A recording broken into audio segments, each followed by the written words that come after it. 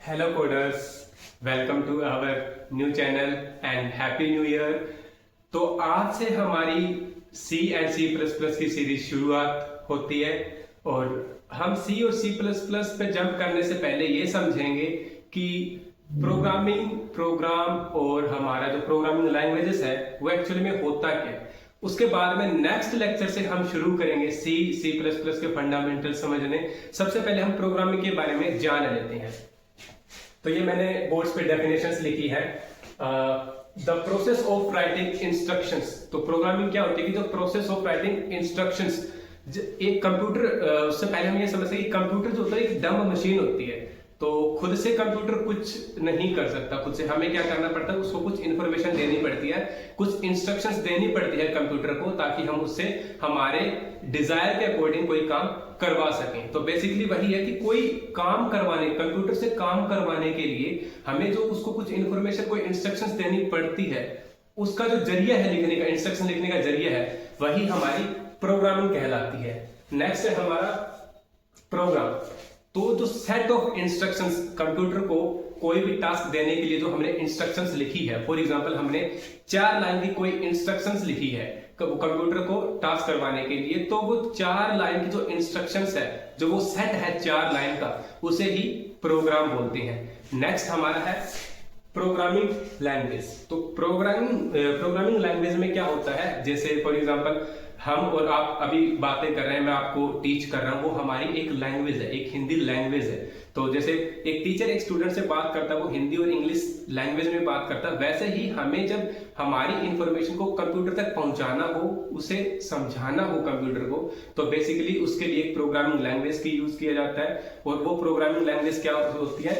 C होती है, C++ होती है, और पाइथन, जावास्क्रिप्ट एंड ऑल। तो ये सभी प्रोग्रामिंग लैंग्वेजेस होती है जिसके जरिए हम एक इंस्ट्रक्शंस लिखते हैं कंप्यूटर के लिए, ताकि हम कंप्यूटर से हमारा काम करवा सके। सो अभी आप डेफिनेशंस को नोट डाउन कर सकते हैं। सो नेक्स्ट हमारा क्वेश्चन है, why do we need programming. मान के चलो अगर प्रोग्रामिंग लैंग्वेजेस नहीं होती तो क्या होता? अगर हमें बड़ी बड़ी कैलकुलेशंस को मैनुअली करना पड़े तो कितना टाइम लगता, और उसमें गलतियां होने के चांसेस कितने ज्यादा होते। और भी जैसे बड़ी बड़ी कंपनियां हैं, उनके डेटा सेंटर्स हैं, उस डेटा को हमें मैनुअली मैनेज करना पड़े तो कितना हार्ड काम है।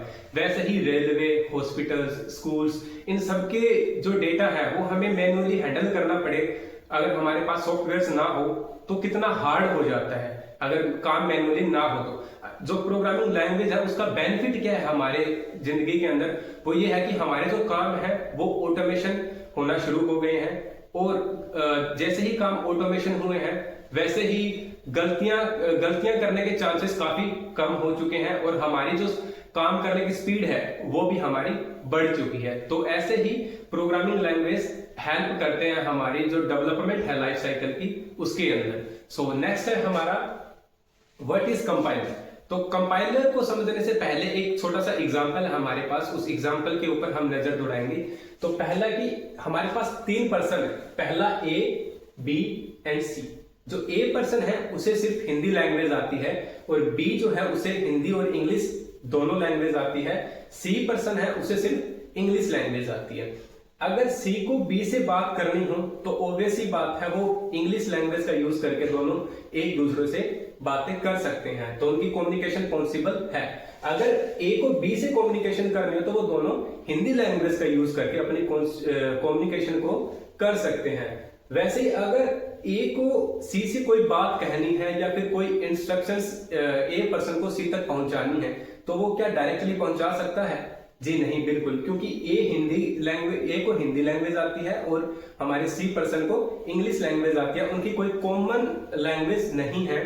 तो A कैसे पहुंचा सकता है C तक अपनी बात? तो उसको एक थर्ड पर्सन जो हमारा B है उसकी हेल्प लेनी पड़ेगी, क्योंकि A हिंदी में B को समझाएगा और B फिर इंग्लिश लैंग्वेज का यूज करके C को समझाएगा।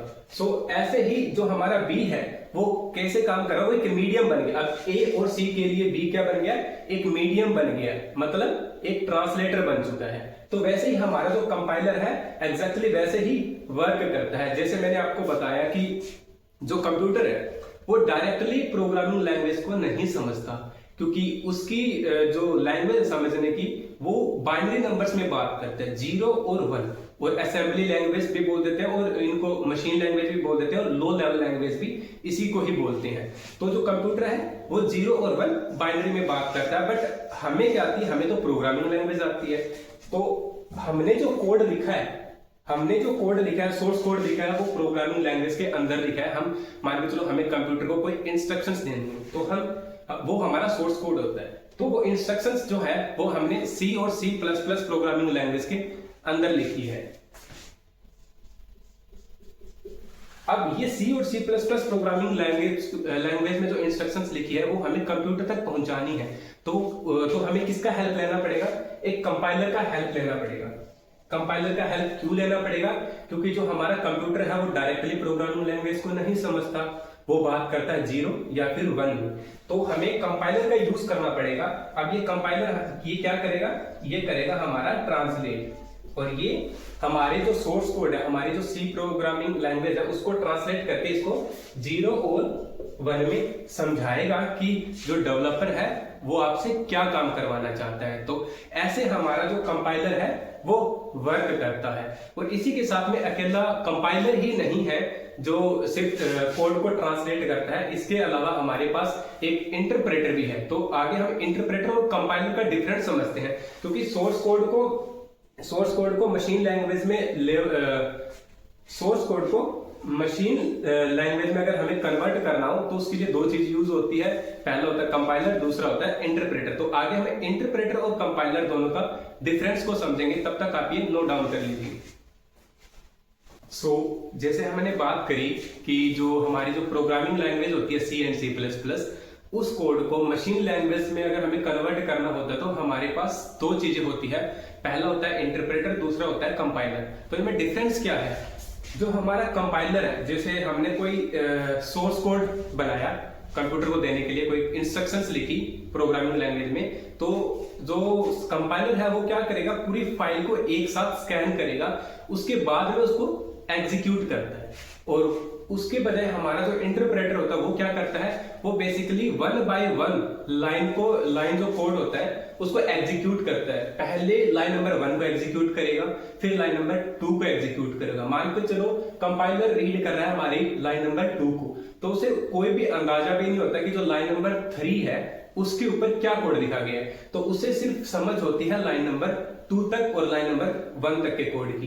तो इंटरप्रेटर जो होता है वो कोड को लाइन बाय लाइन एग्जीक्यूट करता है 1 बाय 1, और इसके अलावा जो कंपाइलर होता है हमारा वो फाइल को एक साथ स्कैन करता है और उसके बाद में उसे एग्जीक्यूट करता है। तो that's how our interpreter and compiler work. आज की वीडियो में इतना ही। नेक्स्ट वीडियो में हम मिलेंगे हमारे C प्रोग्रामिंग लैंग्वेज के बेसिक कंसेप्ट्स के साथ। तब तक ख्याल रखिए अपना। Take care and see you in the next video.